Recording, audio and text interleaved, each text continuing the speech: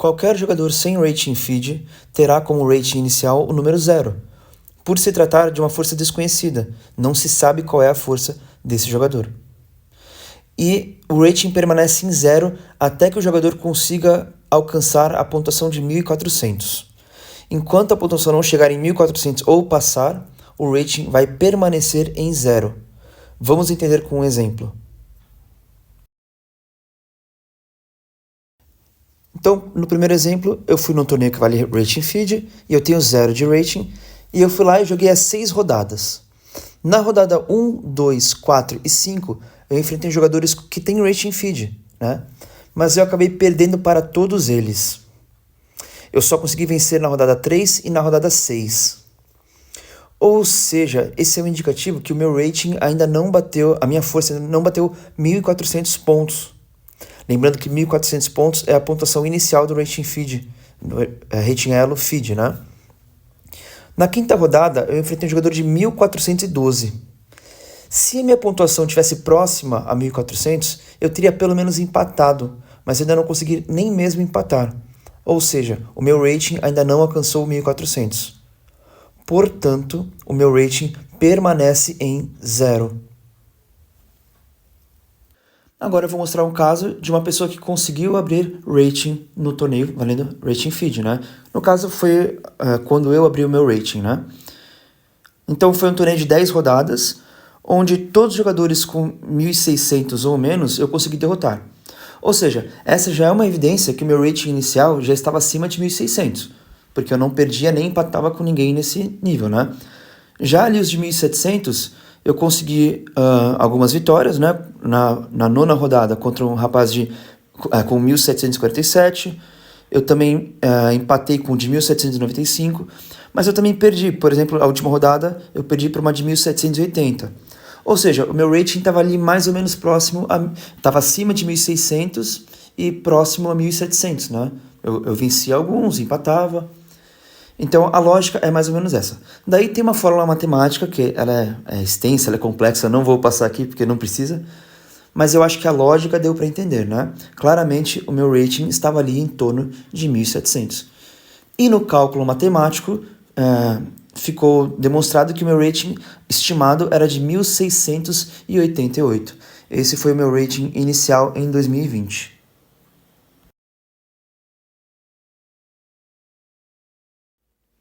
Uma vez que você tem rating feed, daí a lógica é bem simples. Se você ganha a partida, você ganha pontos. Se você perde a partida, você perde pontos.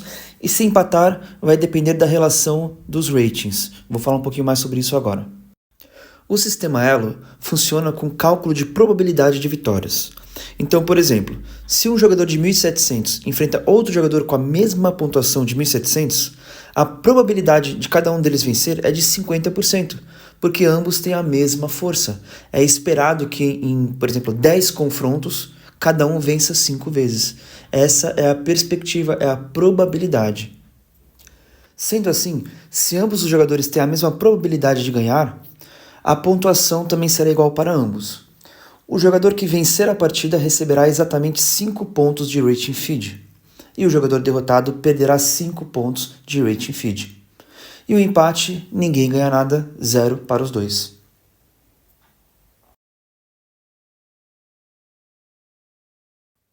Agora no cenário 2, vamos imaginar que o fulano venceu do ciclano, os dois tinham 1.700 e o fulano venceu, e agora ele vai enfrentar o Beltrano, que tem 1.900, 200 pontos a mais.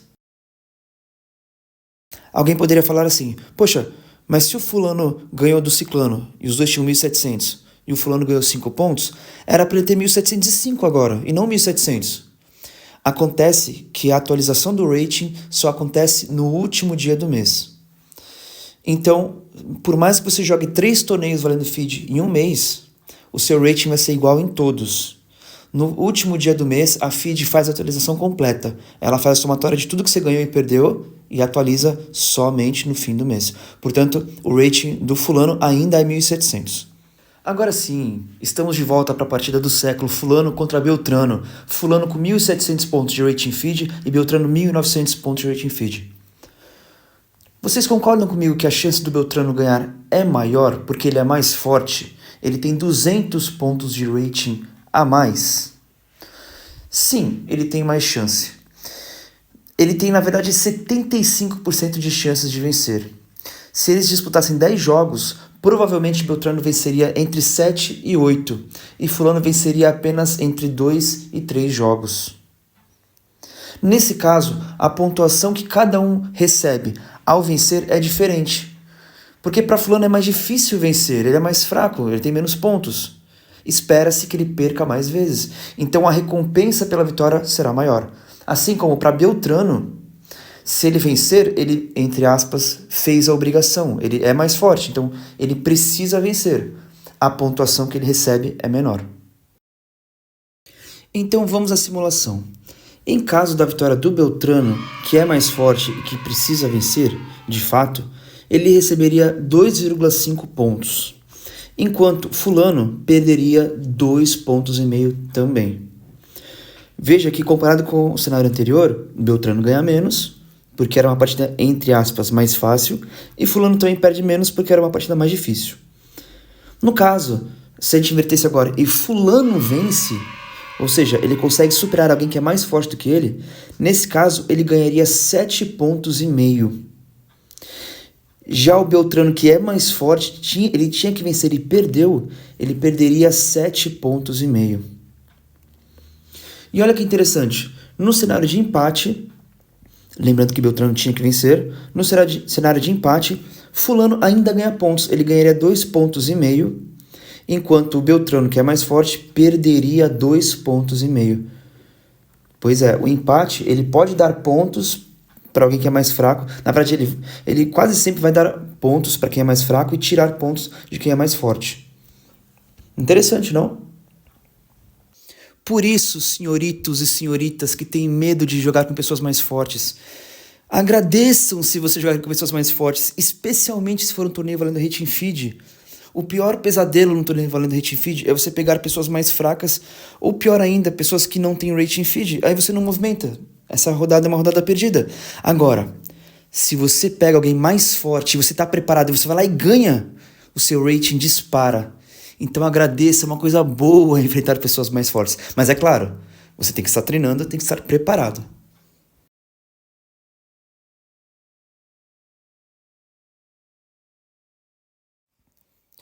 Eu acredito que até agora deu para entender como é que você pode abrir o rating e também como você pode movimentá-lo. Como é que faz para ganhar, o que acontece quando você perde, o que acontece no empate, né? E também quando que isso atualiza, só no fim do mês, né? Mas ainda falta uma última coisinha importante para falar, que é a variável K, o multiplicador K. Lembra quando eu citei o caso do fulano e do ciclano que tinham o mesmo nível de rating feed, 1.700, e se caso algum deles vencesse, ganhava 5 pontos? Então, é verdade, mas eu usei ali o K10, que o K é um multiplicador na fórmula, e ele é o multiplicador mais baixo, o mais simples. Existe também o K20 e o K40.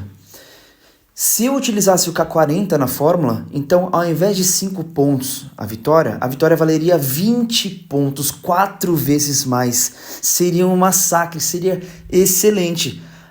Assim como se para o ciclano o K dele fosse 40 e ele perdeu, ele perderia 20 pontos. É um multiplicador. O K é um multiplicador. Também tem o K20, que é o meio termo. A vitória, ao invés de valer 5, valeria 10 pontos e a derrota também valeria 10 pontos. O K10 é apenas para profissionais com rating acima de 2.400. Isso é para que ninguém perca tanto assim pontos em um torneio só, né? E também não dispare tanto em um torneio só. Seja uma coisa mais controlada, uma coisa mais tranquila. Para que ninguém tenha um prejuízo gigantesco, entendeu? Então o multiplicador baixo é apenas para profissionais, para controlar mais a situação em caso de estar num dia ruim, sabe? Ou num torneio ruim. Já no outro extremo, o K40, ele tem a função exatamente contrária, é de disparar. Vai, meu filho, ganha teus pontos, faz teu nome, vai lá pra cima.